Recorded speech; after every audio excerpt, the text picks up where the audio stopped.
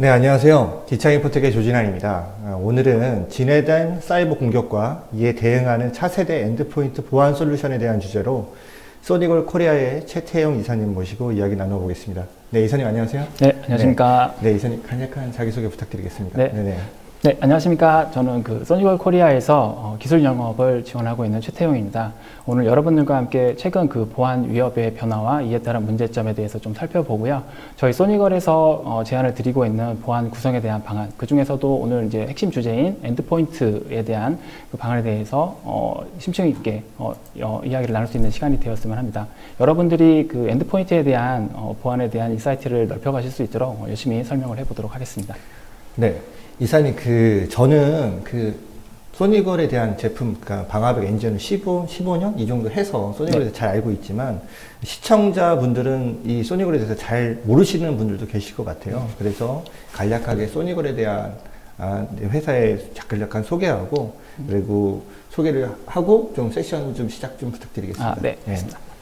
네, 저희 소니걸은 1991년도에 설립이 된 굉장히 좀 오랜 역사를 가지고 있는 보안 전문 회사입니다. 벌써 이제 30년 가까이 되었는데요. 특히 저희 소니걸은 200개가 넘는 보안 특허 기술을 가지고 있습니다. 이러한 기술을 바탕으로 해서 차세대 방화벽이나 VPN, 이메일 보안, 엔드포인트 등 굉장히 다양한 솔루션들을 제공을 하고 있고요. 그러한 기술력들이 이제 글로벌적으로 굉장히 인정을 많이 받고 있는 그러한 보안 전문 회사라고 말씀을 드릴 수가 있습니다. 네, 소개 감사드립니다. 시청자 여러분들은 저희가 발표하는 동안 궁금하신 내용에 대해서 질문을 주시면 답변과 함께 소정의 경품을 준비했으니까요. 많은 참여 부탁드리고 중간에 설문조사도 꼭 참여 부탁드리겠습니다. 네, 그러면 요즘 보안하면은 예전부터 생각한 게 네트워크 방화벽부터 시작해서 IPS, IDS, 우리가 전통적으로 말하는 엔드포인트 보안하면 안티바이러스 제품들 이런 것들을 생각을 하게 되는데요. 모두 다 중요하겠지만 요새 비중이 엔드포인트 쪽으로 많은 관심과 집중이 되어 있는 것이 요즘 트렌드인 것 같아요. 네, 왜 이렇게 엔드포인트로 관심과 집중이 이어갔는지 그에 대해서 좀 설명 좀 부탁드리고 왜 엔드포인트의 보안이 중요한지에 대해서도 설명 좀 부탁드리겠습니다. 네. 지금 말씀을 하셨듯이 이제 근래 들어서 이 엔드포인트 보안의 중요성이 다시 주목을 받고 있습니다. 엔드포인트가 다시 주목을 받는 이유는 여러 가지가 있겠지만은 그 중에서도 가장 큰 이유는 엔드포인트, 즉 여러분들이 사용을 하고 계시는 단말들이 해커의 공격이라던가 아니면 악성 코드에 노출될 확률이 점점 더 증가를 하고 있다는 건데요. 이렇게 증가되는 이유는 최근 보안 위협들의 변화와 상관이 있습니다. 그러면 이러한 보안 위협들의 변화가 어떻게 엔드포인트의 보안 위협을 증가를 하는지 좀 상세히 좀 설명을 드려보도록 하겠습니다. 네, 첫 번째로는 해커들의 주요 목표가 언제나 엔드포인트라는 점인데요. 그림을 보시면은 키사에서 매년 실시를 하는 정보보호 실태조사 보고서의 내용입니다. 그 중에서 이제 기업의 침해 사고 경험이 있으면은 어떠한 침해 사고 유형을 경험을 했는지에 대한 데이터 부분인데요. 최근 2019년도의 자료를 보면은 54.1%가 랜섬웨어에 대한 경험이 있으시고, 그리고 39.5%가 악성 코드에 대한 경험이 있으십니다.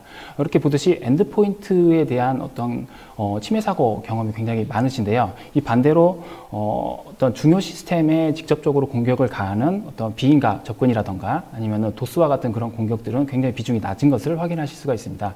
이렇게 차이가 엔드포인트 쪽에 굉장히 많은 이유는 방화벽이라던가 IPS라던가 안티바이러스인가 이런 다양한 보안 솔루션들이 굉장히 많이 이제 보편화가 되어 있기 때문에 해커들 입장에서는 실질적으로 이걸 직접적으로 시스템들을 공략하기가 굉장히 어려워지는 상황이 된 거죠. 그래서 타겟이 점점 더 엔드포인트 쪽으로 넘어가고요. 실제 엔드포인트를 감염을 시켜서 백도어를 만든다거나 아니면은 좀비 PC로 감염을 시켜서 이제 마음대로 컨트롤하기 위한 이러한 방법들을 많이 사용을 하고 있습니다. 네, 그래프를 보니까 2017년 이후로, 그러니까 2018년, 19년 보면 랜섬웨어 비중이 급격하게 늘어난 것을 볼 수 있는데요. 네. 아무래도 이 비중이 더 네네. 높아질 거라고 보시는데, 이유는 어떻게 되는지 설명 좀 부탁드리겠습니다. 네. 랜섬웨어가 앞으로도 늘어날 거라고 예상을 할 수 있는 이유는 이제 해커들의 주요 목적이 이제 돈이라는 부분이 될 수가 있는데요. 예전에 초기 해커 같은 경우는 해커가 알고 있는 지식을 자랑을 한다거나 아니면 호기심을 좀 해소를 하고자 이제 해킹을 많이 했다고 하면은 근래의 해커들은 특정한 이제 목적을 확실히 가지고서 해킹을 하고 있습니다. 그 중에 하나가 이제 돈이라든가 아니면 정치적인 목적을 가지고서 그러한 행위들을 하는데요. 랜섬웨어 같은 경우는 만약에 이게 랜섬웨어 감염이 되게 되면은 그 시스템에 한다거나 아니면 아예 그 시스템을 불능으로 만들 수가 있습니다.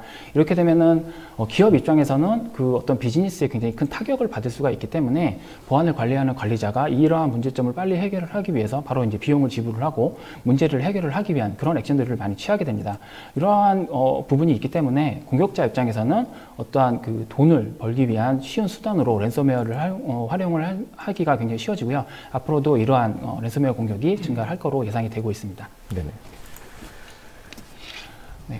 두 번째는 엔드포인트의 어떤 그 위협이 계속 증가하는 그러한 이유 중에 두 번째로는 이제 사이버 위협에 대한 회피 기술이 계속적으로 발전을 하고 있다는 것입니다. 최근 그 머리어들은 이 악성 코드를 이제 만들 때 실제 그 보안 솔루션들을 회피를 하기 위해서 이 회피 기술들을 많이 이제 넣고 있는데요. 뭐 예를 들어서 코드를 난독화를 시켜서 알아볼 수 없게 만든다거나 아니면은 이 검색하는 그 시스템이 그 샌드박스인지 아니면 실제 그 시스템인지를 확인을 해서 샌드박스면 동작을 안 하게끔 디자인을 한다거나 아니면 특정 날짜, 특정 시간에 동작을 하게끔 해서 기존에 그 탐지를 하는 보안 솔루션들을 회피하기 위한 다양한 그런 기법들을 사용을 하고 있는데요. 장표의 오른쪽에 보시면은 이러한 그 탐지 회피를 할 수 있는 그 샘플 코드가 보여지는데요. 실제 시스템에 백신이 설치가 되어 있는지 아니면은 이 시스템이 가상 머신인지를 확인을 해서 이제 동작을 할지 말지를 결정을 합니다. 이러한 여러 가지 그 방법들을 이용을 해서 가장 적절한 공격 방법을 선정을 하고요. 그렇게 해서 엔드포인트의 그 머레어를 감염시키기 위한 그런 확률을 점점 더 높여 나가는 그런 기술들이 발전을 한다라고 볼 수가 있고요. 이러한 기술을 통해서 점점 더 엔드포인트가 위험에 증가를 한다 이렇게 말씀을 드릴 수가 있습니다. 네. 그 랜섬웨어 공격이 단순한 아까 그 그래프에 보면은 네. 40% 정도, 그 다음에 50% 정도가 이제 네. 반반이 되어 있었는데, 네. 사실상 랜섬웨어하고 APT 공격을 지금 분리해서 떼어놓고 볼 수 없는 환경인 것 같아요. 네. 사회적인 좀 더 돈을 벌기 위해서라든가, 좀 더 약한 고리를 네. 이용해서 이제 공격하는 기법들이 늘어나고 있는데, 네. 결국 랜섬웨어 공격 플러스 APT 공격이 대부분이고, 거의 대부분의 공격을 차지한다. 네, 이렇게 맞습니다. 이해해도 되겠습니까? 네, 맞습니다. 예, 다음 내용은 그 이제 공격에 있어서도 SSL 트래픽을 사용을 하는 것이 증가를 한다는 내용인데요. 뭐 SSL 트래픽은 잘 네. 아시죠? 뭐 암호화 통신. 네네, 맞습니다. 웹 통신을 암호화를 해서 이 안전한 그 통신을 하기 위한 그 프로토콜을 얘기를 하는데요. 이 SSL 통신의 특징 부분의 하나가 이제 엔드포인트부터 서버端까지 그 모든 구간이 암호화가 된다는 그러한 특징을 가지고 있습니다. 그렇기 때문에 공격자가 이 SSL 트래픽을 이용을 해서 공격을 하게 되면은 그 그림에서 보시듯이 중간에 뭐 방화벽이라든가 뭐 IPS라든가 여러 가지 보안 장비가 있다고 하더라도 실제 이 장비들이 암호화된 트래픽을 까볼 수가 없기 때문에 위협을 탐지를 할 수 없는 그러한 맹점이 발생을 하게 되는 거죠. 네. 또한 저희 캡처 소니걸의 그 위협 연구소인 캡처랩스에서 조사한 바에 의하면은 2019년도에 이 SSL 트래픽을 이용한 공격의 그 비중이 2018년도 대비해서 27.3%로 이렇게 굉장히 많이 늘어난 것을 볼 수가 있는데요. 말씀을 드렸듯이 이 SSL 트래픽을 이용을 하는 것은 기존의 그 보안 솔루션들을 회피하기 위한 굉장히 좋은 방법 중에 하나이기 때문에 이러한 방법이 계속적으로 증가를 할 것이고 이것이 증가를 되면은 엔드포인트에 대한 위험 노출이 굉장히 좀 증가를 할 수밖에 없는 그런 상황인 거죠. 네. 보통 SSL이나 SSH 같은 이런 보안 프로토콜들이 네. 어떻게 보면은 스니핑 방지를 위한, 그러니까 보안을 위한 그런 보안 솔루션 어떤 프로토콜들인데 네. 이런 보안 프로토콜들을 오히려 이제 해커들이 이러한 용도로 랜섬웨어 공격이나 APT 공격의 프로토콜로 사용하는 비중이 이제 늘어난다고 네, 말씀하시는 거죠. 맞습니다. 네. 네. 네. 예, 다음으로는 제로데이 공격이 증가를 하고 있다는 얘기인데요. 제로데이 공격이라는 거는 이제 막 알려진 취약점, 그러니까 제로데이 취약점이라고 얘기를 하는데 막 알려진 이 취약점을 이용한 공격을 제로데이 공격이라고 얘기를 하고 있습니다. 이 제로데이 공격의 특징은 아직 이 공격을 탐지하기 위한 시그니처가 만들어지지 않은 그런 공격을 얘기를 하는데요. 그렇기 때문에 그림에서 보시듯이 이제 까만색으로 표시가 된 게 알려진 공격 패턴이고 빨간색으로 표시가 된 게 이제 알려지지 않은 이제 막 발생을 한 제로데이 공격이라고 가정을 했을 때 기존의 시그니처 기반으로 동작을 하는 여러 가지 보안 솔루션들은 새로 생긴 이 빨간색 공격 패턴을 탐지를 할 수 없는 그러한 점을 가지고 있다는 거죠. 그래서 이 제로데이 공격은 그 시그니처 기반으로 동작을 하는 이러한 보안 솔루션들을 회피하기 위한 굉장히 좋은 기술입니다. 그래서 해커들이 이 제로데이 취약점을 알아내기 위해서 굉장히 많이 노력을 하고 있고요. 실제로 예전에 저희가 브라우저에서 자바나 플래시와 같은 어플리케이션들을 많이 사용을 하고 있었습니다. 굉장히 편했죠. 근데 이러한 어플리케이션들의 취약점들이 굉장히 많이 발생을 하고 공격자들이 이러한 취약점을 많이 이용을 하는 공격을 사용을 했기 때문에 현재는 이 브라우저를 제조하는 제조사에서 결국은 이 어플리케이션들을 다 걷어냈죠. 그만큼 이 제로데이 공격이 굉장히 위험하고 중요한 어떤 보호 대상이라고 말씀을 드릴 수가 있을 것 같습니다. 네. 기존 안티바이러스 제품들이 역시 시그니처 기반이다 보니까 네네. 이게 제일 큰 문제점 같은데 예를 네. 들어서 이제 새로운 공격 위협이 발생을 하면 그게 따라가지 못한다. 네, 하는 맞습니다. 한계점이 있는 것 같고 그러면 이런 제품들을 사용할 때 당연히 지금 나오는 제품들은 뭐 이런 데 대응되는 솔루션들이 당연히 그러한 있겠죠? 부분이 이제 대응이 네. 돼야 되는 거죠. 그 뒷부분에서 좀 설명을 드리도록 하겠습니다. 네네. 예, 다음은 그 업무 환경의 변화 부분인데요. 왜 업무 환경이 이제 변화가 되는데 엔드포인트에 대한 위험 노출이 점점 더 증가를 하지? 이렇게 의아하게 생각을 하실 수도 있는데 근래에 저희가 맞이하게 된 업무 환경의 변화는 재택근무입니다. 이 재택근무가 굉장히 많이 증가를 함에 따라서 엔드포인트 위협이 많이 노출이 되고 있습니다. 사실 이 원격 근무, 이제 재택근무라는 게 원래 이제 클라우드나 모바일 컴퓨팅이 이제 보급이 많이 되면서 서서히 이 스마트 워크라는 형태로 원격 근무가 이게 변화가 되어 가고 있었는데 이제 작년에 이제 저희가 겪었던 코로나로 인해서 이제 그 변화가 이제 급격하게 빨라졌습니다. 실제 이제 많은 분들이 뭐 재택근무를 경험을 해 보셨을 건데요. 이렇게 재택근무가 늘어났다는 것은 회사 내에서 안전하게 보호를 받던 이 엔드포인트 단말들이 그 보호에서 벗어났다라고 이제 말씀을 드릴 수가 있어요. 그렇기 때문에 이 보호 구간이 벗어난 이 엔드포인트에 어떠한 악성 코드나 위협들이 도달할 가능성이 굉장히 높아지고 있다는 거죠. 네. 저희도 이제 그 재택근무 비중이 상당히 이제 뭐 늘어날 거라는 것은 다 예상을 하고 있었고 늘어나는 추세였는 건 맞는 것 같았는데 코로나로 인해서 이제 작년에 급격하게 이제 변화가 생긴 거죠. 네, 네네네. 맞습니다. 네. 네, 여기까지 그 엔드포인트 보안이 왜 주목을 받고 있고 그 주목받는 이유가 이제 그 엔드포인트에 대한 위험 노출이 증가를 하고 있다라고 말씀을 드렸고요. 왜 증가를 하는지에 대해서 설명을 드렸는데요. 조금 이렇게 정리를 해서 한번 말씀을 드려보면은 최근에 그 머레어들은 이제 기존의 보안 솔루션들을 우회하기 위해서 굉장히 다양한 기법들을 사용을 하고 있습니다. 아까 말씀을 드렸듯이 난독화라든가 아니면 샌드박스를 판단을 해서 한다든가 이러한 부분들을 사용을 하고 있고 특히나 제로데이 취약점을 이용한 제로데이 공격 그리고 SSL 트래픽을 이용한 암호화 통신을 이용한 공격이 계속 증가를 함에 따라서 이 머레어가 엔드포인트까지 도달할 확률이 굉장히 높아지고 있다는 거죠. 그리고 또한 이제 작년에 코로나로 인해서 재택근무가 굉장히 급속도로 증가를 했습니다. 그렇기 때문에 회사 내에서 보호를 받던 그러한 엔드포인트들이 이제 바깥으로 노출이 되는 그런 상황이 일어나게 됐기 때문에 현재 이제 시점에서는 굉장히 강력한 어떤 차세대 엔드포인트 보안 솔루션이 필요한 시점이라고 말씀을 드릴 수가 있습니다. 네, 기존 보안의 한계와 그 새로운 공격기, 회피 기법들에 대한 설명을 잘 들었습니다. 그렇다면 당연히 이에 대응하는 엔드포인트 솔루션들의 변화도 있을 텐데, 그러면 이 차세대 엔드포인트들에 대해서 요구해지는 어떤 보안 기술들이라든가 이런 요구 사항들이 있을 것 같아요. 네네. 네, 그거에 대해서 좀 설명 부탁드리겠습니다. 네. 네, 맞습니다. 지금 말씀하신 것처럼 어떤 이제 환경이 변했기 때문에 요구되어지는 요구 사항들도 이제 변화가 되는 게 당연하겠죠. 엔드포인트 이제 현재 시점에서 요구되어지는 엔드포인트의 요구 사항들도 이제 여러 가지가 있을 건데요. 한 4가지 정도 말씀을 드려보도록 하겠습니다. 첫 번째로는 언노운 머레어에 대한 탐지입니다. 아까 말씀을 드렸듯이 제로데이 취약점을 이용한 공격이 굉장히 위험하다라고 말씀을 드렸습니다. 그래서 공격자들은 그러한 제로데이 취약점을 찾기 위해서 노력을 많이 하는데요. 이러한 그 언노운 머레어, 제로데이 공격을 시그니처 기반의 보안 솔루션들은 차단을 할 수가 없습니다. 그렇기 때문에 이러한 제로데이 공격을 막기 위해서는 이 제로데이 언노운 머레어를 막기 위한 새로운 보안 기술이 필요해지는 거고요. 두 번째는 랜섬웨어에 대한 대응입니다. 아까 그 기사의 정보보호 실태 보고서에 의하면은 가장 많은 그 침해 사고 유형이 바로 이제 랜섬웨어. 라고 이제 나와 있는데요. 그만큼 많은 분들이 이 랜섬웨어에 대해서 피해를 많이 보고 있다고 말씀을 드릴 수가 있을 것 같고요. 하지만 이 랜섬웨어는 한번 감염이 되면은 그 파급 효과가 너무 큽니다. 그렇기 때문에 단순히 머레어를 탐지를 하고 차단하는 것을 넘어서서 실제 이제 감염이 이루어졌을 때도 이것에 대해서 이제 조치를 하고 대응을 할 수 있는 그런 기능들이 필요할 것이고요. 그리고 세 번째로는 위협 정보에 대한 데이터를 제공하는 부분입니다.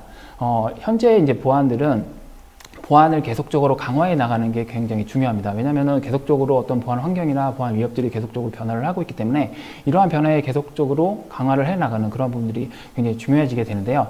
그 보안을 강화를 해 나가기 위한 데이터가 제공이 돼야 된다는 겁니다. 예전에 이 레거시 백신에서 이렇게 뭐 동작을 하는 것처럼 실제 이제 머레어를 차단을 하고 단순히 차단이 되었다고 알려주는 것뿐만 아니라 실제 이 머레어가 어떻게 유입이 되고 어떠한 행동을 통해서 감염을 시키는지 이러한 데이터를 제공을 함으로써 관리자가 보안을 강화해 나갈 수 있도록 하는 그러한 기능들이 요구가 되어지고요. 마지막으로는 새로운 환경에 대한 대응 모델이 필요해지게 됩니다. 말씀을 드렸듯이 이제 코로나 이후에 굉장히 많은 어떤 보안 환경에 대한 변화가 있었습니다.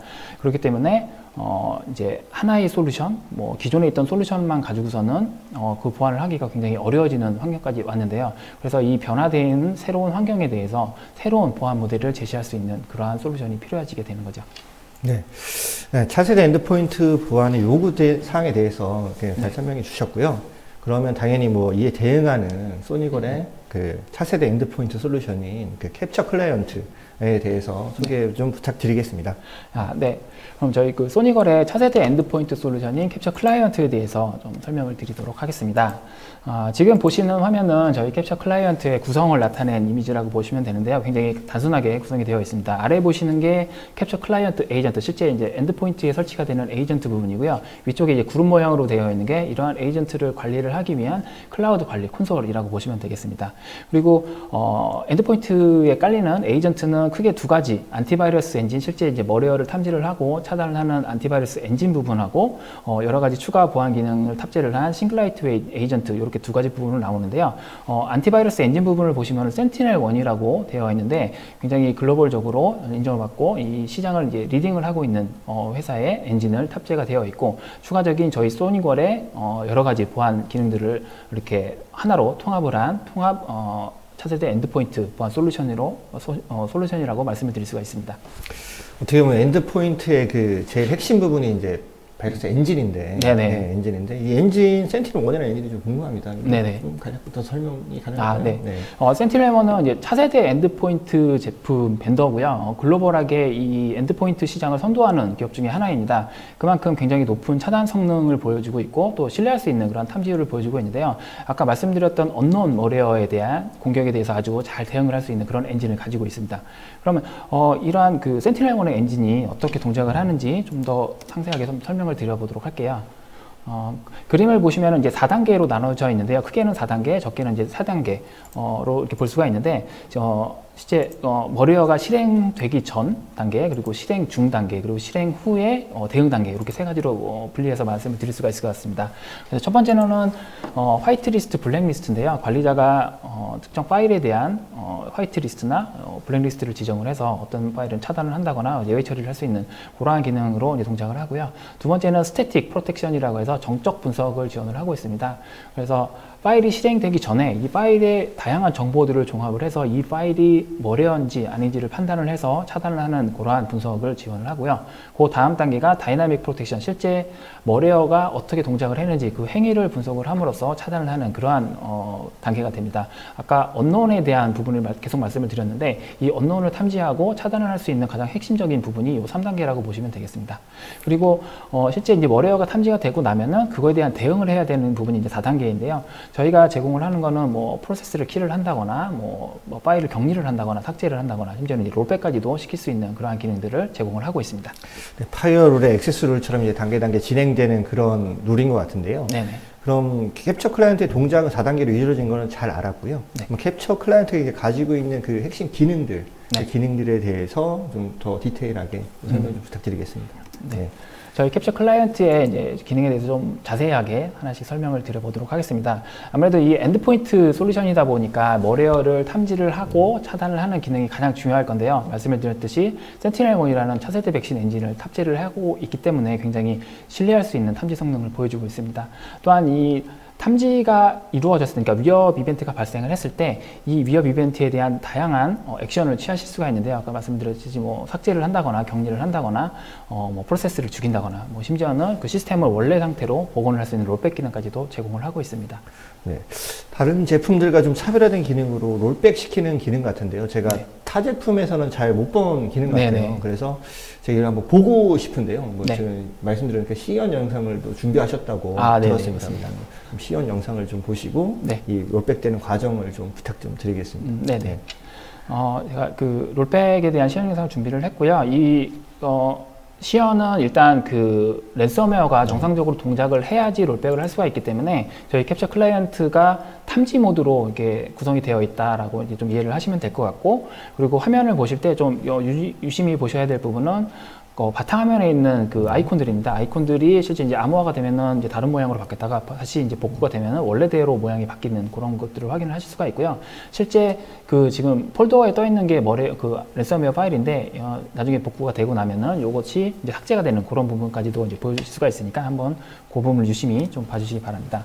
일단 현재 정상인 상태이니까 이 상태에서 텍스트 파일을 열어보면은 정상적으로 오픈이 되는 것을 확인을 할 수가 있고요. 여기서 랜섬웨어를 이제 실행을 했습니다. 말씀을 드렸듯이 이제 탐지 모드로 되어 있기 때문에 이 랜섬웨어는 실제 이제 동작이 되고요. 오른쪽 밑에 이제 탐지된 탑업이 떴었죠. 네. 실제 이제 캡처 클라이언트에서 탐지까지 지금 되어 있는 상태입니다. 그리고 이제 그 랜섬웨어는 이제 데이터나 이런 것들을 암호화하기 위해서 계속 이제 돌고 있는 거죠. 네.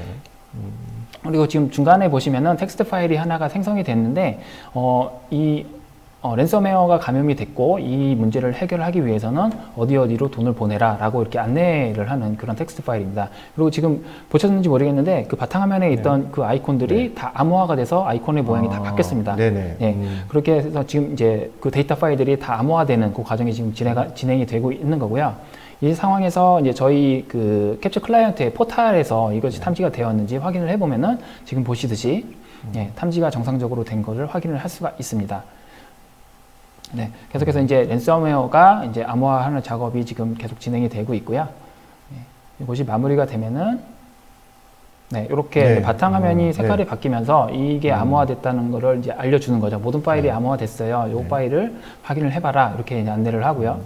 그리고 이제 롤백을 진행을 해 보도록 하겠습니다. 저희 클라우드 포털에 들어가셔서 해당 이벤트를 클릭을 해서 이제 롤백을 선택을 해서 커맨드를 에이전트 쪽으로 날리게 되면은 오른쪽에 이제 그 커맨드가 정상적으로 전송이 된 것이 확인이 되고요.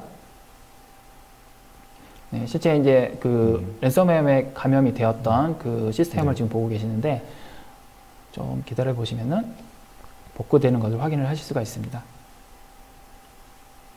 네, 지금 보셨듯이 지금 폴더에 있던 그러니까 랜섬웨어 파일은 삭제가 됐고요. 그리고 바탕화면에 있던 아까 암호화되어 있던 그런 파일들이 원래 상태로 돌아온 걸 확인하실 수가 있고요. 그리고 아까 열어보았던 그 텍스트 파일도 정상적으로 열어지는 것을 확인을 하실 수가 있습니다. 네. 감염된 확장자가 원래 확장자로 변경이 되고, 네. 그리고 파일이 이미 변조가 돼도 이게 원래대로 복구가 가능하니까 되게 간단하면서 심플한 기능 같아요. 네. 네. 네, 강력한 기능 같습니다. 네, 맞습니다. 굉장히 간단하게 랜섬웨어에 대응을 할 수 있는 그런 강력한 기능이라고 말씀을 드릴 수가 있고요.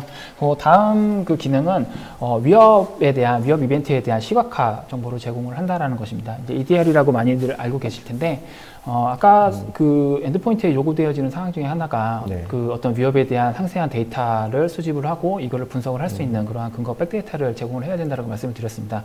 그거를 통해서 보안을 계속적으로 강화를 해 나가는 부분이 현재의 보안 환경이 굉장히 중요한 부분이라고 말씀을 드릴 수가 있는데요. 지금 그림에서 보시듯이 어떤 위협 이벤트가 발생을 하면은 그 전체적인 공격 스토리라인을 캡처 클라이언트가 제공을 합니다. 그래서 어떤 파일이 어떤 행위를 했는지, 뭐가 삭제가 되고, 뭐가 생성이 되고, 어떠한 레지스터가 변경이 되는지 굉장히 디테일한 부분을 제공을 하고 있고요. 추가적으로 그 머레어를 수집을 하실 수가 있습니다. 그래서 수집된 머레어와 이 스토리라인을 가지고서 데이터를 분석을 해서 보안을 강화를 해 나갈 수가 있는 거죠. 네, 저 화면을 보니까 이제 실행되는 것은 이제 프로세서고, 네네. 그 옆에 이제 위에 숫자가 되어 있는데, 그 스토리 라인을 보여주는 거예요. 네네, 실행되는 맞습니다. 순서라든가 어떤 프로세스에 영향을 준다던가 이런 게 분석이 가능하도록 보여준다는 말씀이시죠? 네네, 맞습니다. 네, 다음 기능은 보안 기능의 확장에 대해서 좀 말씀을 드리겠습니다.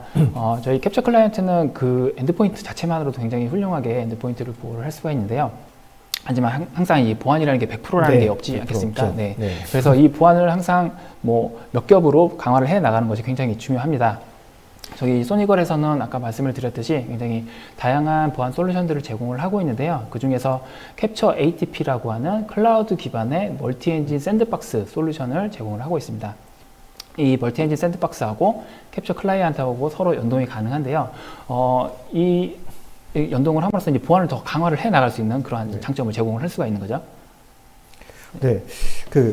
아까 맨 처음에 얘기했을 때, 해커들이 회피하는 기술로 SSL이라든가 SSH 프로토콜을 써가지고, 보안 샌드박스를 회피하는 거에 대해서 말씀을 해주셨잖아요. 네네.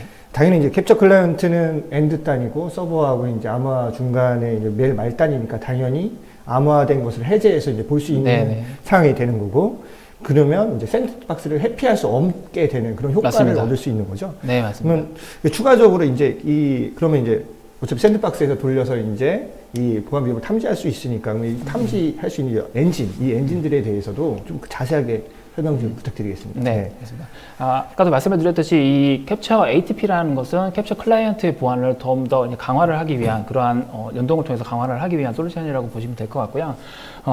캡처 ATP 같은 경우는 총 4개의 그 엔진, 샌드박스 엔진을 가지고 있습니다. 그림의 오른쪽에 보시면 A, B, C, D라고 이렇게 표시가 되어 있는데요. 4개의 엔진을 가지고 있어서 그 말씀하신 여러 가지 그 회피 기술들을 대응을 할 수 있는 그렇게 이제 디자인이 되었다고 보시면 될 것 같고요. 여기에서 제가 좀 강조를 드리고 싶은 엔진은 메모리라고 써 있는 그 D라고 되어 있는 메모리 기반의 엔진인데요. 이 메모리 기반의 엔진은 잘 아시겠지만은 컴퓨터의 명령어가 CPU에서 실행이 되기 전에 이제 메모리에 먼저 캐싱이 되지 않겠습니까? 그렇기 때문에 이 메모리를 직접적으로 검사를 할 수 있는 기술이 굉장히 효과적입니다. 그래서 요즘 많이 늘어나고 있는 파일리스 공격이나 아니면 CPU 취약점을 이용한 공격들에 대해서 굉장히 훌륭히 대응을 할 수 있는 그런 솔루션이 되는 거죠. 네.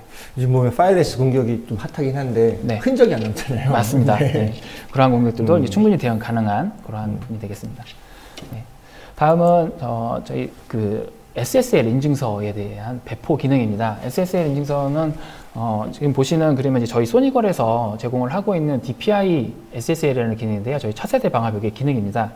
이 기능은 SSL 트래픽, 아까 말씀드린 암호화된 트래픽을 실제 방화벽에 까봐서 이 안에 어떠한 위협이 있는지 확인을 하는 그런 기능을 DPI SSL이라고 얘기를 하는데요. 요거를 구성을 하기 위해서는 실제 단말하고 그다음에 방화벽하고 통신을 할 때 암호화 통신을 할 수 있는 그 인증서가 단말에 설치가 되어져 있어야 됩니다. 그런데 이러한 인증서를 배포를 하는 게 이게 좀 쉽지는 않습니다. 뭐 AED가 있다고 하면은 뭐 쉽게 배포가 가능하시겠지만은 그렇지 않은 경우는 다 수동으로 배포를 해야 되는 그러한 이제 좀 불편한 점이 있는데요. 이러한 것을 캡처 클라이언트를 이용을 하시면은 굉장히 손쉽게 관리가 가능하십니다. 관리자는 배포를 하고자 하는 그 인증서를 그 클라우드 센터에다 이렇게 업로드를 하시고요. 정책을 생성을 해서 이제 배포를 하시면은 실시간으로 손쉽게 배포를 할 수가 있는 거죠. 여기 그 화면에 보니까 이제 그 소니걸 방화벽이 딱 있더라고요. 근데 이제 인증서 배포가 소니걸로만 연동이 되는 건지 그렇다면 좀 제한적일 거니까 뭐 어떤지 좀 설명 좀 부탁드릴게요. 이 인증서 배포는 저희 소니걸 방화벽에 국한된 거는 아니고요. 제가 예를 들어서 설명을 드렸던 거고, 이 SSL 인증서를 통한 어떤 보안 통신을 하기 위한 그런 구조에서라면 어디서라도 적용이 가능하십니다. 뭐 예를 들어서 이제 웹프락시 같은 경우도 SSL 인증서가 필요하잖아요. 그래서 그렇게 SSL 보안 통신을 하기 위해서 인증서를 배포를 해야 되는 그런 상황이라면은 저희 캡처 클라이언트가 굉장히 훌륭한 그 방안을 제시를 할 수가 있습니다. 네. 다음 기능은 그 캡처 클라이언트에 대한 설치, 배포를 좀 더 손쉽게 할 수 있는 그런 기능인데요. 에이전트를 배포하는 방법은 굉장히 많이 있습니다. 수동으로 설치를 하실 수도 있고, 물론 좀 불편을 하시겠지만, 아니면 AD를 이용을 해서 배포를 한다거나 하는 여러 가지 방법이 있을 수가 있는데, 저희 소니걸의 방화벽을 이용을 하고 계시는 고객이라면은 조금 더 손쉽게 이 캡처 클라이언트를 배포를 할 수 있는 방법을 제공을 하고 있습니다.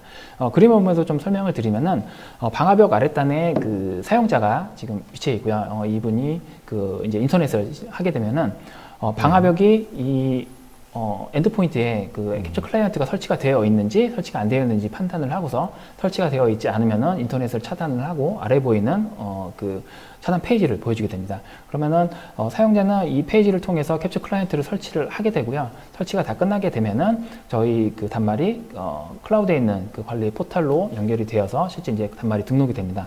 그 이후에 이제 사용자는 실제 인터넷이 가능한 상황이 되기 때문에 굉장히 손쉽게 이러한 것을 배포를 할 수가 있는데요. 관리자분들은 아시겠지만 임의로 이렇게 뭐 설치를 안 하시는 분들도 가끔 계십니다. 네. 엔드포인트를. 네, 근데 맞아요. 그렇게 되면 네. 보안의 홀이 굉장히 커지기 때문에 이러한 방법을 통해서 이제 강제적으로 엔드포인트 보안을 이렇게 확립해 나갈 수 있는 그러한 기능도 제공을 하는 거죠. 네, 뭐 소니걸 당연히 소니걸 사용자만 되겠지만 뭐 베퍼 솔루션들이야 뭐 네. 고객 보유하고 계시는 뭐 베퍼 솔루션 또는 수동으로 설치도 가능하다. 근데 이제 소니걸을 사용하시는 고객들이라면 이런 거에 좀 더 이점을 얻을 수 있다. 이렇게 네네. 얘기해 되겠습니까? 네, 맞습니다. 네, 다음 기능은 디바이스 컨트롤이라는 기능인데요. 이제 머리어가 네트워크를 통해서 대부분 들어오기는 하지만 실제 이제 USB와 같은 물리 매체를 통해서도 감염이 되고 있습니다. 조사 기관에 의하면은 USB를 주운 사람의 약 45% 정도가 자신의 PC에 연결을 해서 안에 내용물을 확인을 한다는 그러한 통계도 있는데요. 이렇게 안전하지 않은 물리 매체가 물리 매체를 통해서 이제 들어올 수 있는 그러한 엔드포인트 머리어들을 차단을 하기 위해서 이러한 물리매체를 제어를 하는 것도 엔드포인트에 굉장히 좀 요구가 되는 중요한 기능 중에 하나라고 말씀을 드릴 수가 있습니다. 네, 45%에 저도 들어가는 것 같습니다. 네네. 왜냐하면 USB를 저도 주면 근데 꼽아보거든요. 그렇죠. 근데 저는 찾아주기 위해서 아, 꺼낸다고 설명을 드리겠습니다. 네네. 알겠습니다. 그러면 그 네. 꼽아진 이제 USB 특정 USB만 뭐 이렇게 하거나 뭐 하는 DLP 기능 뭐 엔드포인트 뭐 매체제요 이런 거는 네네. 비슷한데 네. 더 확장된 기능들을 어떻게까지 지원을 하는지 설명 추가좀 드려도 될까요? 그 USB 같은 경우는 굉장히 다양한 조건으로 컨트롤이 가능한데요. 이 USB가 이제 클래스라고 해서 여러 가지 형태로 분류가 되어 있습니다. 그래서 뭐 저장 장치라든가 아니면 입출력 장치라든가 그런 식으로 클래스가 분류가 되어 있는데 이 클래스 아이들을 가지고서 뭐 관리자가 저장 장치는 아예 연결을 못하게 한다던가 이런 식으로 정책을 가져가실 수가 있고요. 좀 더 디테일하게 들어가면은 이 USB를 만든 제조사 벤더의 아이디라든가 아니면 이 프로덕의 아이디를 가지고도 컨트롤이 가능하십니다. 그래서 굉장히 좀 유연하게 그렇게 가져가실 수가 있는 거죠. 네, 다음 기능은 컨텐츠 필터링이라고 해서요. 이제 USIT를 차단하는 기능입니다.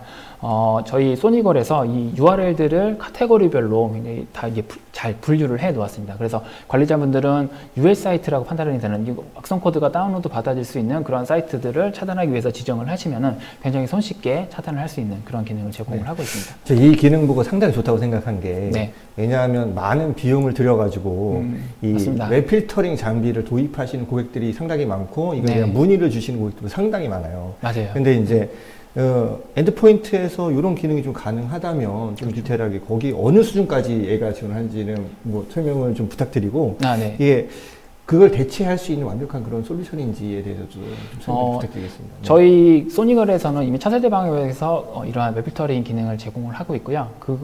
그러한 기능이 이제 엔드포인트로 왔다고 보시면 됩니다. 그러한 DB는 굉장히 저희가 30년 된 업체라고 말씀드렸잖아요. 굉장히 오랫동안 그 DB들이 축적이 되어 있고 굉장히 신뢰할 수 있을 만한 그런 DB를 가지고 있기 때문에 충분히 웹필터링 솔루션들을 대체를 할 수 있다라고 말씀을 드릴 수가 있을 것 같습니다. 네, 다음은 어플리케이션 리스크 정보를 제공을 하는 내용인데요. 캡처 클라이언트가 설치가 되고 나면은 그 캡처 클라이언트가 그 단말에 있는 굉장히 많은 정보들을 수집을 할 수가 있습니다. 그중에 이제 어플리케이션에 대한 리스트를 수집을 할 수가 있고 그 어플리케이션의 버전이라는 게 확인을 해서 어떠한 위협들이 있는지 어떠한 위험 요소들이 있는지 관리자에게 알려줄 수가 있게 되는 거죠. 그래서 관리자는 그러한 것들을 통해서 좀 그 PC를 관리를 한다거나 여러 가지 단말을 관리를 할 수 있는 그런 장점을 가지고 있습니다. 그 강제로 삭제라든가 네네. 아니면 뭐 강제로 패치를 진행한다가 이거는 조금 힘들 것 같긴 한데 네네네. 그거에 대한 설명 좀 부탁드립니다. 네. 실제 이제 어플리케이션을 관리자의 마음대로 이제 삭제를 한다거나 어떤 패치를 강제로 진행을 한다거나 하는 것은 실제 이제 그 PC를 사용하는 사용자하고의 마찰이 발생을 할 수가 있습니다. 그래서 그렇게 동작하는 거는 좀 위험성이 있고요. 그 대신 이제 어플리케이션의 리스트하고 이러한 위험 정보들을 관리자한테 제공을 하기 때문에 관리자가 어떠한 위험이 있는지 식별을 할 수가 있습니다. 그렇기 때문에 그것을 이제 사용자한테 노티를 줄 수가 있고요. 그걸 통해서 어떠한 위협들을 관리를 해 나갈 수가 있죠. 그리고 더불어서 어플리케이션에 대한 리스트를 다 이제 수집을 할 수가 있기 때문에 어떠한 불법 소프트웨어를 사용을 하고 있는지 이제 어떤 자산 관리 입장에서도 굉장히 큰 도움을 받으실 수가 있습니다. 네. 이 기능도 상당히 관리자한테는 좋을 것 같아요. 네네, 맞습니다. 네. 지금까지 그 소니걸 캡처 클라이언트의 여러 가지 기능들에 대해서 알아봤습니다. 뭐 관리자들이 진짜 활용할 수 있는 여러 가지 부가 기능들도 있는 것 같아요. 매체 제어라든가 또는 그 어플리케이션 리스크 확인이라든가 제일 제가 좋아하는 건 아까 USIT 차단. 이 US 차단이라는 게 그 업무 시간 비업무 시간은 솔직히 뭐 게임 사이트랑 이거 좀 허락해주면 좋겠지만, 네네. 그러니까 불필요하게 업무 집중되는 시간에는 관리자, 그러니까 업무에 필요한 사이트만 접근할 수 있도록 그 웹 필터링 장비가 필요 없이 도입이 가능하다. 네네. 이런 장점이 진짜 큰 것 같습니다. 네. 뭐 지금까지 소니걸 캡처 클라이언트의 기능에 대해서 잘 설명을 들었고요. 그러면 그렇다면 이제 다른 엔드포인트들도 이럴 수가 있으니까, 그렇다면 이제 이 캡처 클라이언트만의 이제 강점과 또 차별화해야 되는 점은 무엇인지에 대해서 네. 좀 설명 좀 부탁드리겠습니다. 네, 네. 저희 캡처 클라이언트의 강점, 특장점에 대해서 좀 소개를 해드리겠습니다. 가장 첫 번째로는 업계 최고의 그 엔진을 탑재를 했다는 건데요. 말씀을 드렸듯이 센티넬-1 엔진을 탑재를 했고, 잘 알고 계시는 NSS 랩스, 여러 가지 보안 솔루션들을 테스트하는 기관인데요.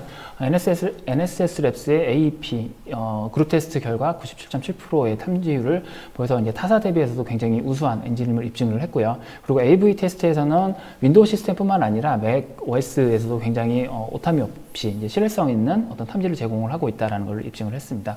그만큼 굉장히 글로벌적으로 인정을 받고 있는 우수한 엔진을 저희 캡처 클라이언트가 사용을 하고 있기 때문에 이 부분이 가장 큰 장점이라고 말씀을 드릴 수가 있습니다. NSS 랩 하면 이제 보안업계 리포팅하는 그 업체로서 연구의 신뢰성이 아주 높은 네네. 그런 회사잖아요. 아까는 뭐 우리만 뭐 신뢰성이 높다, 네. 글로벌적으로 뭐 인정을 받는다 이런 게 아니라 딱 수치로 이제 NSS 랩에서 90.7%의 보안 효과를 보였다. 그리고 글로벌 리더다는 걸 딱 보여주니까 네. 일단 신뢰가 가는 것 같습니다. 네. 네네, 맞습니다.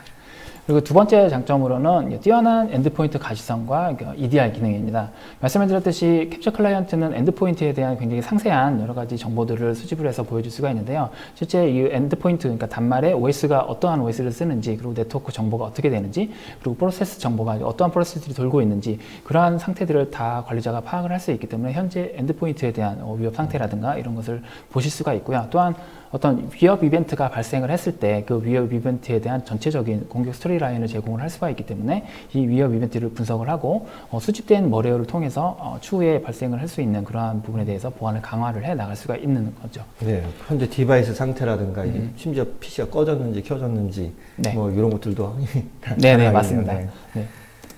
예, 다음으로는 이제 타사 제품하고 가장 큰 차이점으로 말씀을 드릴 수 있는 롤백 기능입니다.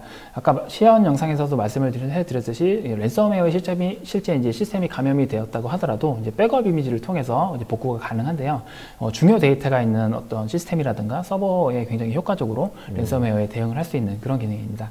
네, 제가 이제 랜섬웨어 피해를 입은 고객들 미팅을 많이 하다 보니까 네네. 이게 사실 백업 데이터가 랜섬웨어에 감염이 돼서 복구를 못한 케이스가 사실 있었거든요. 아, 네. 네. 그래서 뭐 이런 경우에는 어떻게 동작을 하는지. 네, 굉장히 좋은 네. 질문 주셨는데요. 그 복원 이미지 같은 경우는 저희 캡처 클라이언트가 굉장히 강력하게 보호를 하고 있습니다. 그렇기 때문에 어떤 머레어가 들어와서 이 이미지를 뭐 삭제를 한다거나 변조를 한다는 게 이제 불가하고요. 그렇기 때문에 실제 랜섬웨어에 감염이 되었다고 하더라도 복원이 가능하게끔 저희가 디자인이 되어 있습니다. 네, 캡처 클라이언트 복원 지점은 캡처 클라이언트만 네네. 액세스가 가능하도록 네네. 보호하고 있다. 네, 맞습니다. 네네. 네, 다음은 다양한 OS 지원하고 그리고 굉장히 가볍게 동작을 하는 에이전트라는 점인데요. 많이 예전에 그 백신들을 경험을 해보신 경험에 의하면은 그 시그니처 기반으로 동작을 하는 그 백신들은 굉장히 무겁게 동작을 합니다. 그래서 어떤 분들은 PC가 느려지니까 이것을 아예 뭐 종료를 한다거나 아니면 아예 삭제를 해버리는 경우가 종종 있으신데요. 그렇게 되면 아무래도 이제 보안의 홀이 커질 수밖에 없겠죠. 그렇기 때문에 이 캡처 클라이언트처럼 이제 굉장히 좀 가볍게 동작을 하는 그런 것들이 필요해지게 되는데요. 오른쪽에 그림을 보시면은 각 엔드포인트 제조사별로 어떤 그 파일을 실제 검사를 할 때 그 CPU 사용량을 나타낸 그러한 테스트 결과입니다. 두 번째 그 파란색 그래프가 저희 캡처 클라이언트의 그래프고요. 이만큼 실제 이제 검사를 할 때 굉장히 적은 리소스만으로도 운영이 가능하기 때문에 안정적으로 어떤 이런 에이전트를 운영을 할 수 있는 그런 장점이 있고, 그리고 윈도우뿐만 아니라 맥OS나 리눅스까지도 지원을 하기 때문에 데스크탑뿐만 아니라 서버까지 어떤 통합된 하나의 에이전트로 통합 관리가 가능한 그러한 장점을 가져가실 수가 있는 거죠. 네.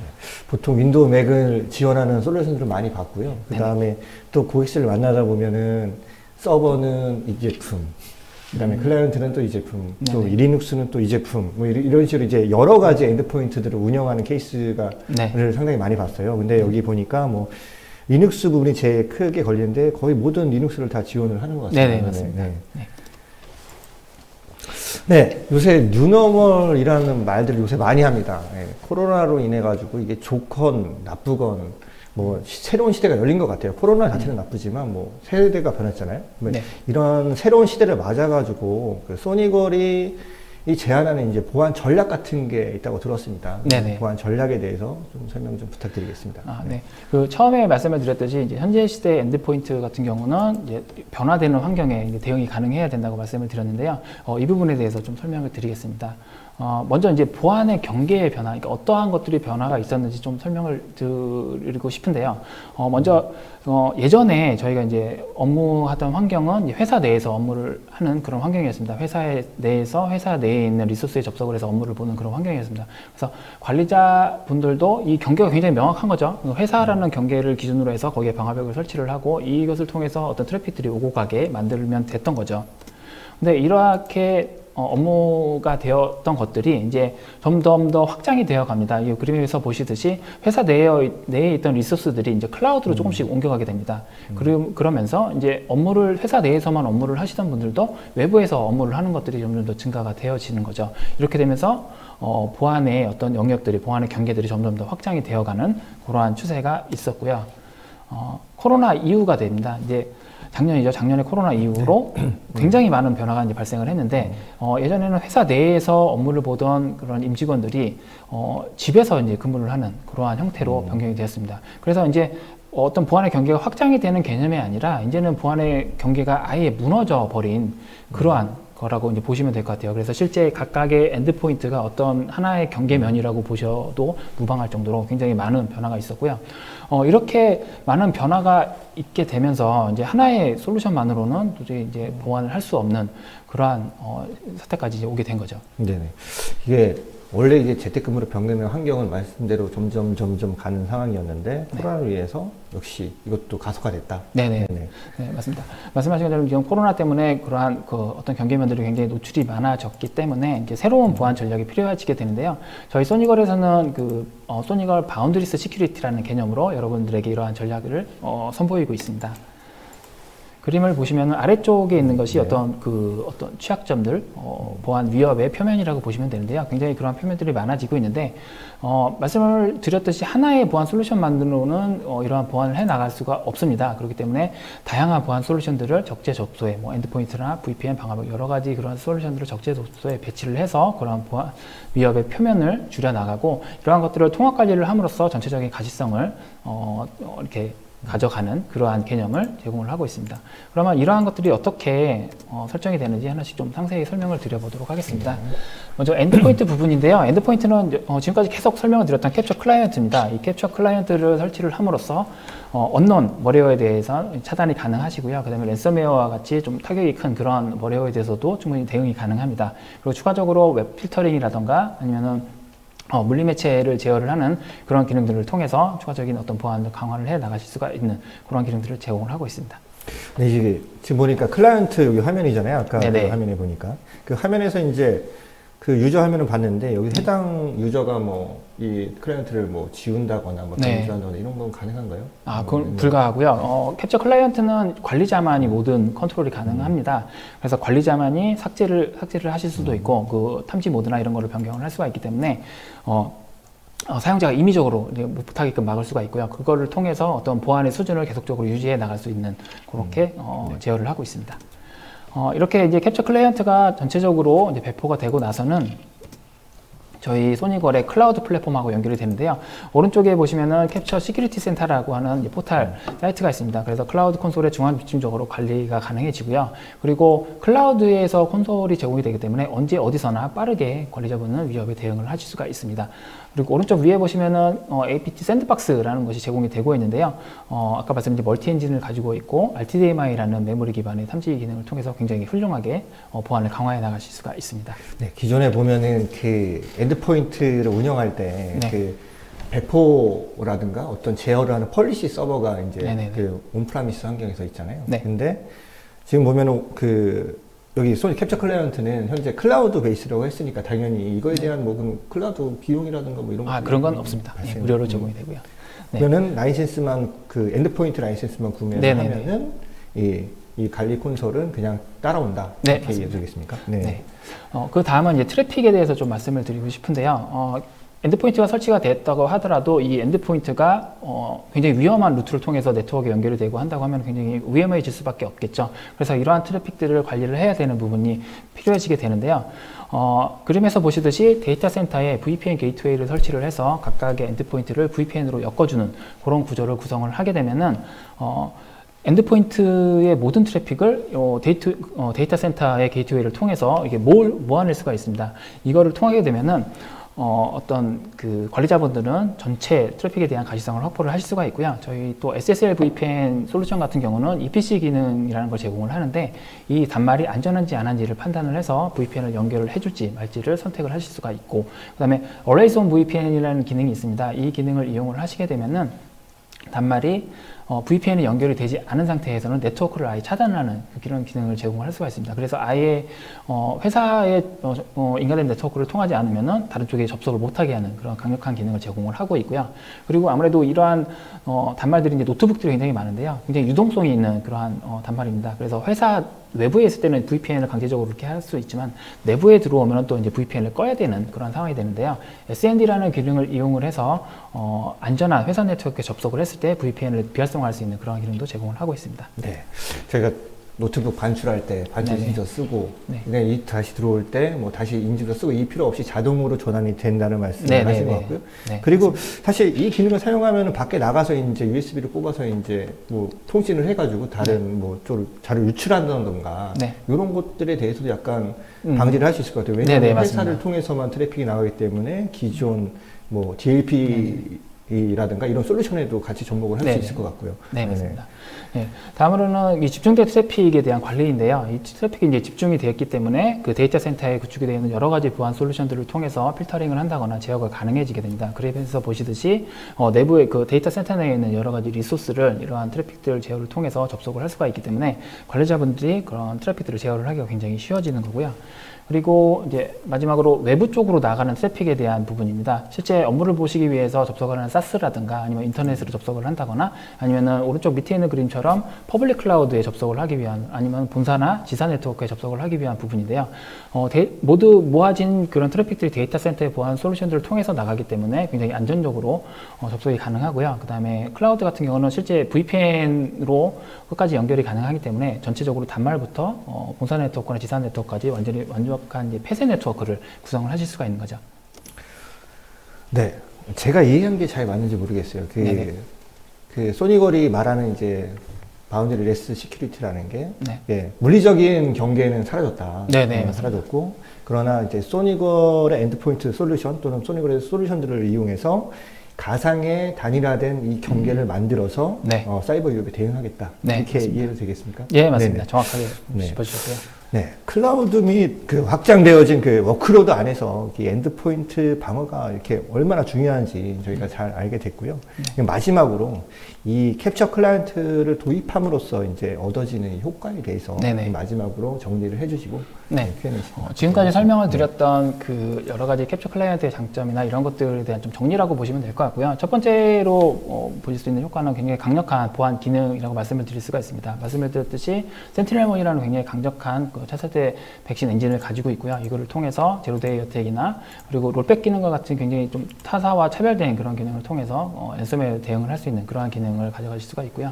그 다음에 EDR 기능을 통해서 전체적인 어떤 위협에 대한 인텔리전스를 가져가실 수가 있습니다. 이거를 통해서 보안을 좀 더 강화를 해 나갈 수 있는 그런 기능을 보실 수가 있고요. 그리고 관리의 편의성인데 클라우드를 기반으로 한 콘솔을 제공을 하고 있기 때문에 언제 어디서라도 관리자분이 접속이 가능하십니다. 그래서 어떤 위협 이벤트가 발생을 했을 때 굉장히 빨리 대처를 해 나갈 수 있는 그러한 장점을 가질 수가 있고요. 그리고 마지막으로는 저희 소니걸의 바운드리스 플랫폼 보안 플랫폼을 적용을 하실 수가 있다는 거죠. 그래서 아까 말씀드렸지 지금 현재의 보안 환경은 어떤 솔루션 하나 이런 거 가지고서는 할 수 없는 그러한 환경이 되었기 때문에 전체적으로 어떤 보안을 아우를 수 있는 그런 플랫폼을 제공을 할 수 있는 부분이 가장 큰 장점, 도입 효과라고 말씀을 드릴 수가 있을 것 같습니다. 네. 여기까지 그 사이버 공격의 변화와 이에 대응하는 소니걸의 그 엔드포인트인 그 캡처 클라이언트의 제품 소개, 그리고 소니걸의 바운드리에스 시큐리티 전략까지 들어봤습니다. 그리고 많은 분들이 댓글창에 그 질문을 올려주셨는데요. 네. 네, 이에 대한 답변 시간 갖도록 하겠습니다. 잠시만요. 제가 여기서 질문을 선택을 하겠습니다. 네, 어려운 질문들이 많아요. 아, 네네. 네. 말씀해 주시죠. 네, 첫 번째 이제 전광자 진짜님이 해주신 질문인데요. 소니걸 캡처 클라이언트 도입 시 고려해야 할 사항은 무엇인지, 그리고 기존 솔루션들과의 호환성의 이슈는 없는지, 그리고 공공기관 도입 사례가 혹시 있는지에 대해서 질문을 하셨습니다. 아, 네. 굉장히 질문이 많으시네요. 첫 번째 말씀이 어떤? 네. 일단 먼저가 이제 도입 시에 고려해야 할 사항. 고려할 사항 같은 경우는 이게 그 엔드포인트라는 게 그 지원하는 시스템들이 있습니다. 아까 OS가 여러 가지 있다고 말씀을 드렸는데 그 OS도 이제 버전이 여러 가지가 있을 거잖아요. 근데 윈도우 같은 경우도 지금 이제 7이나 이런 건 다 단종이 됐잖아요. 근데 그러한 것들처럼 이제 어떤 버전을 좀 이렇게 확인을 해 주셔야 됩니다. 저희 캡처 클라이언트도 이제 지원하는 버전이 있으니 그런 것들을 좀 봐주셔야 될 것 같고, 그다음에 또 기존 솔루션들과의 호환성 이슈. 엔드포인트는 그 호환성이라는 부분을 어떻게 해결하는지가 굉장히 중요합니다. 이 호환성이 꼭 뭐 문제가 없어요 이렇게 말씀을 드릴 수는 없을 것 같고요. 이것을 어떻게 해결해 나가는지가 중요한데, 저희 같은 경우는 실제 그 고객분들한테 적용을 하기 위해서 굉장히 여러 가지 단계를 테스트하고 검증을 한 후에 실제 적용을 하기 때문에 그런 부분에 대해서는 걱정을 안 하셔도 될 것 같습니다. 네. 마지막으로 공공기관 도입 사례인데요. 사실 이 부분은 네. 외산 벤더가 공공에 들어가기 너무 힘들죠. 굉장히 어려운 거고요. 네. 그렇기 때문에 아직까지 네. 공공에 대한 레퍼런스는 네. 없습니다. 네, 아쉽습니다. 네, 추후에 이렇게 연락을 네. 주시면은 뭐 테스트도 같이 해보시고 그런 네네. 것들을 좀 진행을 해보시면 저희도 좋겠습니다. 레퍼런스를 만들고 있습니다. 그리고 김상자 훈자님께서 질문인데요.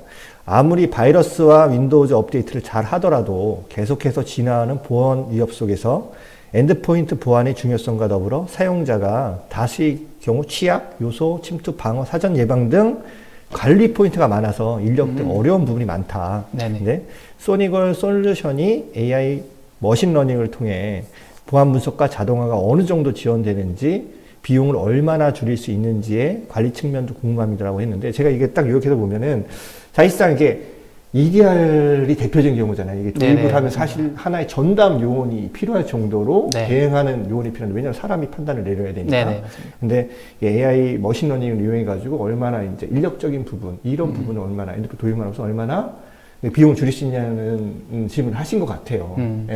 네. 비용에 대해서는 제가 정확히 뭐 얼마가 줄어든다 이렇게 네, 말씀을 그쵸. 드리면 좀 네. 어려울 것 같고요.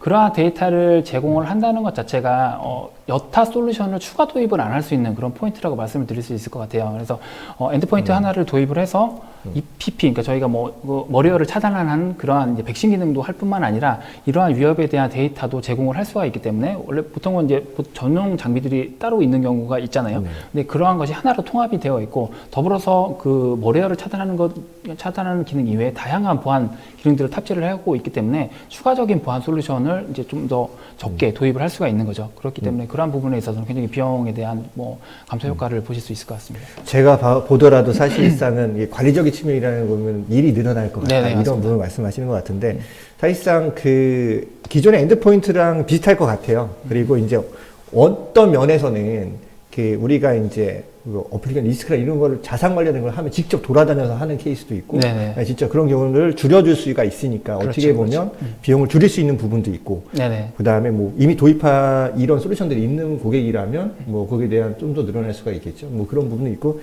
이 부분은 쉽게 판단할 수가 없다. 네. 근데 뭐 하나 EDR처럼 한 명의 전용 뭐 그걸 관리하는 인력이 필요한 건 아니다. 네. 이렇게 정리해 드리겠습니까? 네네. 네네.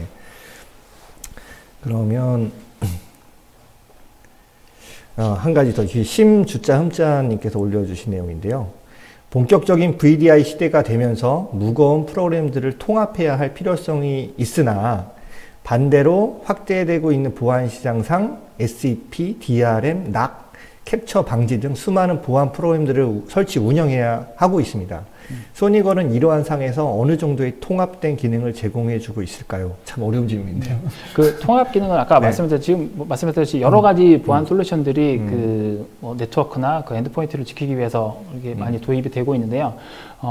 저희가 아까 전에 이제 설명을 드렸듯이 이 캡처 클라이언트가 단순히 바이러스를 차단하는 기능만 있는 건 아니기 때문에 아까 말씀드린 뭐 USB를 차단을 한다거나 아니면 웹 필터링을 건다거나 뭐 여러 가지 그 보안 기능들을 제공을 하고 있습니다.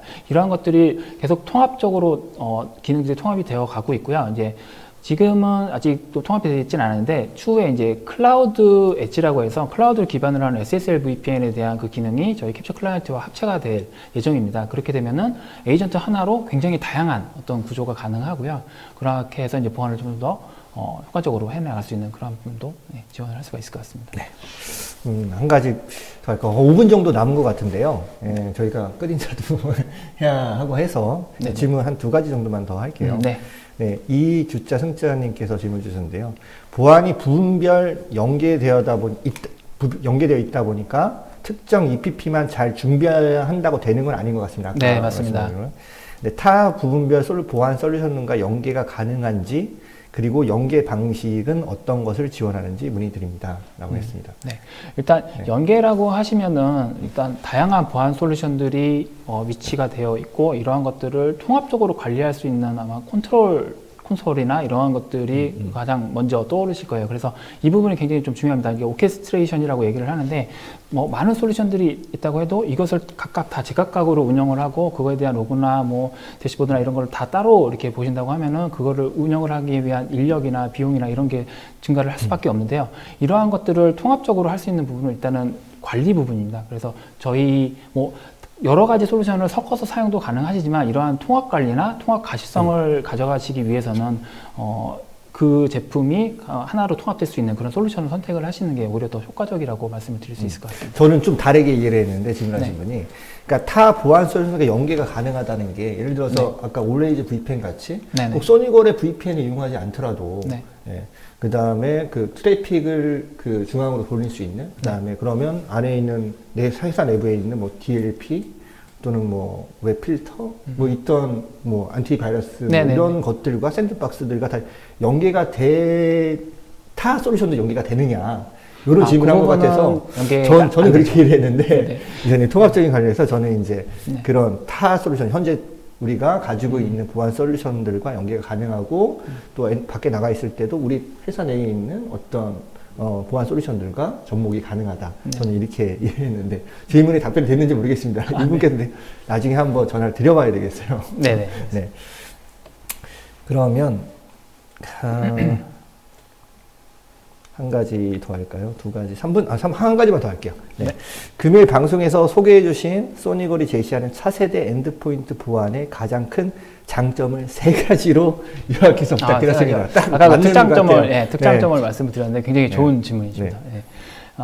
그 가장 큰 장점은 머리어를 잘 잡는다는 부분이겠죠. 아무래도 엔드포인트다 보니까 어떻게 보면은 보안 솔루션들의 최고의 방어선이라고 보셔도 될 것 같아요. 그래서 어떤 머리어가 엔드포인트까지 도달을 했을 때 이 엔드포인트의 보안을 어떻게 할 건지에 대한 방어선이 마지막에 이제 그 어떤 엔드포인트 보안 솔루션이잖아요. 그렇기 때문에 그 머리어를 잘 잡아내고 잘 차단할 수 있는 그런 기능이 중요하다라고 말씀을 드리는데 저희가 말씀드렸듯이 굉장히 좋은 엔진을 사용을 하고 있습니다. 그렇기 때문에 그 어떤 강력한 보안 기능을 제공을 하는 게 가장 첫 번째가 될 것 같고요. 그리고 두 번째로는 운영이 굉장히 좀 쉬운 부분 이것도 말씀을 드릴 수가 있을 것 같아요. 클라우드 기반으로 운영이 가능하시기 때문에 어떤 뭐 언제 어디서라도 그 관리자분이 접속을 하셔서 정책을 수정을 한다거나 어떤 위협에 대해서 대응을 하는 부분이 있고요. 그리고 그 롤백이라는 기능을 가지고 있기 때문에 굉장히 랜섬웨어에 대한 대응도 가져가실 수가 있고, 그리고 마지막으로는 저희 소니걸의 바운드리스 시큐리티 플랫폼을 적용해 나갈 수 있는 그 부분이 큰 장점이라고 말씀을 드릴 수가 있을 것 같습니다. 네, 지금까지 소니걸 코리아의 최태영 이사님 모시고 그 뉴노멀 시대의 그 보안 전략, 엔드포인트, 캡처 클라이언트에 대해서 이야기 나눠보았습니다. 이런 말이 있어요. 세상에 변화하지 않는 것은 없다. 변화하지 않는 것은 죽은 것이다. 이런 말이 있는데요. 이것은 비단 IT 보안의 관점의 말은 아니죠. 앞으로 사이버 공격은 더욱더 진화되어 변화될 것이고, 그리고 이에 대응하는 보안 역시 따라 변화할 것입니다. 이에 소니걸과 기창 인포텍이 변화된 환경 속에서 이 작은 도움이 됐으면 하는 바람입니다. 최태영 교수님 수고하셨고요. 네, 수고하셨습니다. 지금까지 시청해주신 모든 분들께 고맙다는 말씀 드리면서 이번 웨비나 마치도록 하겠습니다. 네, 고맙습니다. 네, 감사합니다.